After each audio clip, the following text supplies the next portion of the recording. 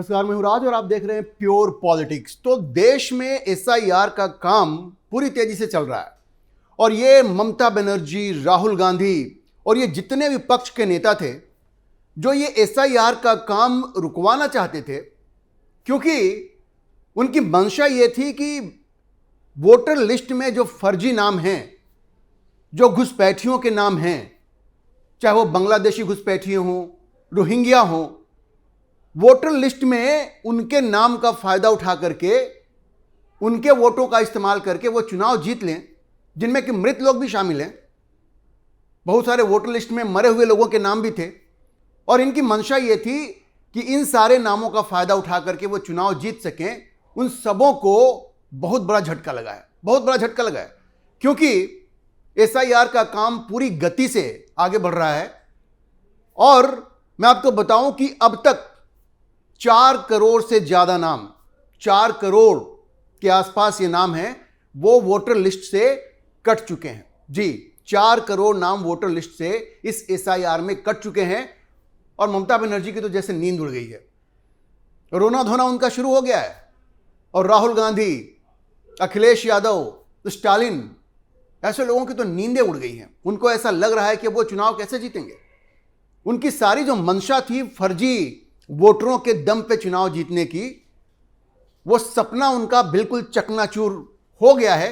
और अभी तो और नाम कटेंगे, अभी तो शुरुआत है। अब देखिए, 11 राज्यों और जो केंद्र शासित प्रदेश हैं, उनमें अभी तक जो एसआईआर हुआ है उसमें लगभग 4 करोड़ नाम कटे हैं। एग्जैक्ट नंबर्स की मैं बात करूं तो 3 करोड़ 68 लाख यह संख्या है। 3 करोड़ 68 लाख, लगभग 4 करोड़ के लगभग ये नाम कट चुके हैं।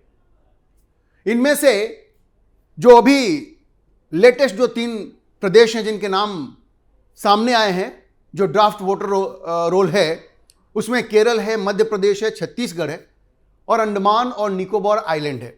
तो इनको लेकर के पूरे 11 राज्यों में और केंद्र शासित प्रदेशों में एसआईआर का काम चल रहा है, जिनमें करीब 4 करोड़ ये वोटरों का नाम कट चुका है। अब देखिए, जिन लोगों का नाम कटा है या तो वो पाए नहीं गए, जो इन्यूमरेशन फॉर्म जाता है, एसआईआर का ही फायदा होता है, स्पेशल इंटेंसिव रिवीजन का, जिसमें कि वोटर जो होते हैं उनके पास इन्यूमरेशन फॉर्म जाता है, उसके पास एक फॉर्म जाता है, वो आपको भरना होता है।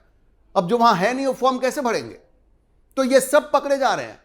ये जिन लोगों के नाम कटे हैं, या तो वो वहां पे पाए नहीं गए, अनुपस्थित थे, या तो वो मर चुके हैं, या वो अलग अलग जगह पे उनका नाम है, मल्टीपल एंट्रीज हैं। और इन सबों को किसने पता किया है? इन सबों को पता किया है जो बूथ लेवल ऑफिसर्स हैं, बीएलओ जो हैं, उन्होंने ये सब पता किया और तब जाकर के ये 4 करोड़ नाम वोटर लिस्ट से अब तक कट चुके हैं। देखिए, जिन लोगों का भी नाम अगर किसी गलत तरीके से कटा है, या अगर किसी को लगता है कि उनका नाम गलत तरीके से कट गया है, तो फिर वो जा करके अपील कर सकते हैं, अपना नाम जुड़वा सकते हैं। इसमें सारी व्यवस्था है, किसी भी जेन्युइन वोटर का नाम नहीं कटेगा, क्योंकि अगर किसी का गलती से कट भी गया है तो उसके पास ये ऑप्शन है कि वो जाए, अपने डॉक्यूमेंट्स दिखाए और अपना नाम फिर से शामिल करवा ले। तो कोई ये नहीं कह सकता कि किसी का नाम गलत तरीके से कटा है। पूरी पारदर्शिता के साथ ही एसआईआर प्रक्रिया हो रही है। और बधाई देना होगा सुप्रीम कोर्ट को। सुप्रीम कोर्ट ने इन लोगों की तमाम ये जो तिकड़मबाजी थी, कभी जाकर के कहा कि इतनी जल्दी ये एसआईआर का प्रोसेस कैसे होगा, कभी जाकर के कहा कि जो बीएलओज हैं वो तो आत्महत्या कर रहे हैं, उनके ऊपर इतना लोड बढ़ गया है, वर्क लोड इतना बढ़ गया है। तो सुप्रीम कोर्ट ने क्या कहा? ये ममता बनर्जी ने जो ड्रामा किया कि बीएलओज आत्महत्या कर रहे हैं, ये उनके ऊपर दबाव इतना है कि आत्महत्या कर रहे हैं, तो सुप्रीम कोर्ट ने कहा कि भाई संख्या बढ़ा दो, 10,000 अगर बीएलओज को लगाया है तो 30,000 कर दो। लेकिन एसआईआर रुकने वाला नहीं है। और आपको याद हो, इनका ड्रामा एक ये भी था कि आधार कार्ड तो शामिल करना बहुत जरूरी है। तो सुप्रीम कोर्ट ने कहा कि ठीक है, आधार कार्ड भी शामिल कर लेते हैं, लेकिन बहुत स्पष्ट कर दिया कि आधार कार्ड आपकी पहचान का प्रमाण पत्र है, वो आपकी नागरिकता का प्रमाण पत्र नहीं है। तो इनके तमाम जो तिकड़म थे वो सब फेल हो चुके हैं और एसआईआर में ये सारे फर्जी नाम पकड़े जा रहे हैं और डिलीट किए जा रहे हैं। और अब तक 4 करोड़ ये नाम डिलीट हो चुके हैं। और जैसा मैंने आपको बताया कि जिन लोगों को ऐसा लगता है कि उनका नाम गलत तरीके से कट गया है, उनके पास अभी 22 जनवरी तक ये वक्त है, 22 जनवरी तक कि वो जा करके अपील कर सकते हैं, अपने डॉक्यूमेंट्स दिखा सकते हैं, अपना नाम शामिल करवा सकते हैं। इसलिए पूरी पारदर्शिता बरती जा रही है इस एसआईआर के प्रोसेस में।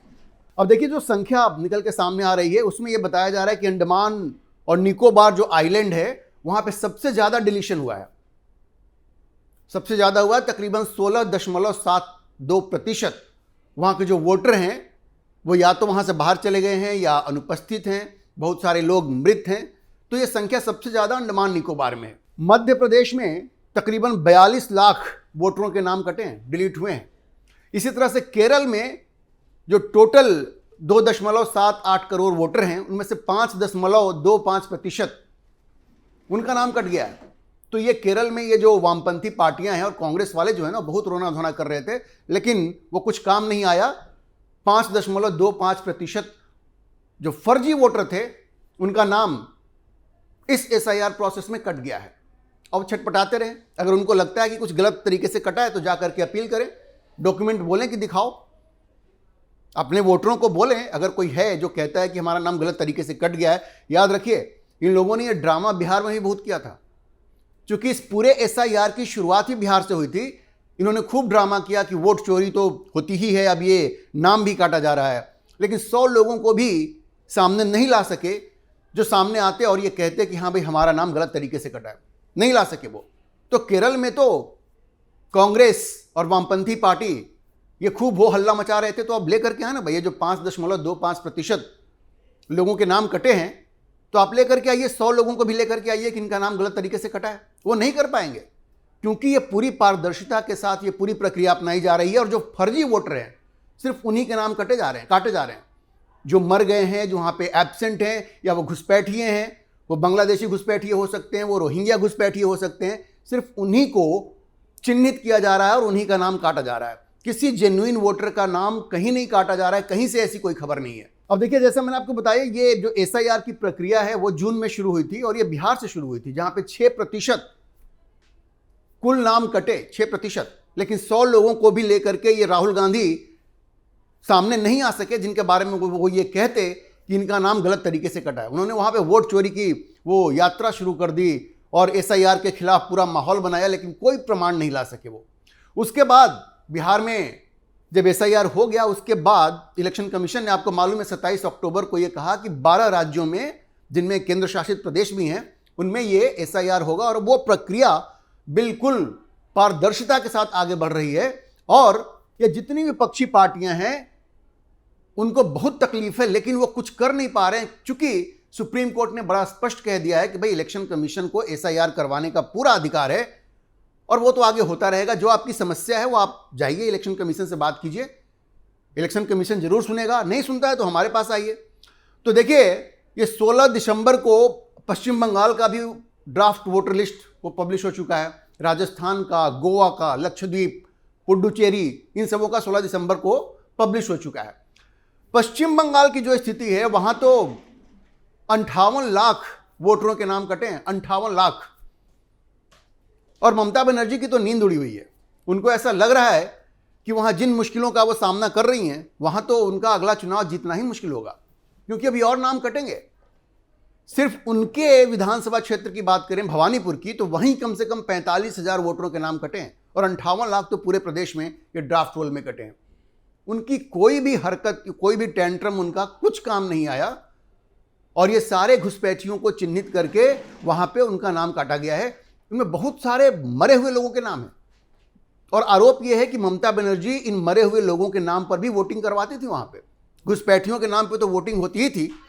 और ममता बनर्जी ने तो वहां पे जो एसआईआर प्रक्रिया में जो कर्मचारी लगे हुए थे उनको डराया धमकाया, क्योंकि वो सारे राज्य सरकार के कर्मचारी हैं, कि घुसपैठियों के नाम मत काटो, जो मर गए हैं उनका नाम मत काटो। लेकिन इलेक्शन कमीशन ने उनके सारे इन हथकंडों को नाकाम साबित कर दिया और वहां 58 लाख नाम कटे। और ममता बनर्जी तो इस वक्त बिल्कुल समझिए कि जैसे आईसीयू में बंदा होता है वैसे हैं वो। उनको समझ में नहीं आ रहा, क्योंकि कई चुनौतियां हैं। ये फर्जी वोटरों के नाम कट रहे हैं, घुसपैठियों के नाम कट रहे हैं, ऊपर से हुमायूं कबीर है, वो मुसलमान वोट लेकर के भाग रहा है।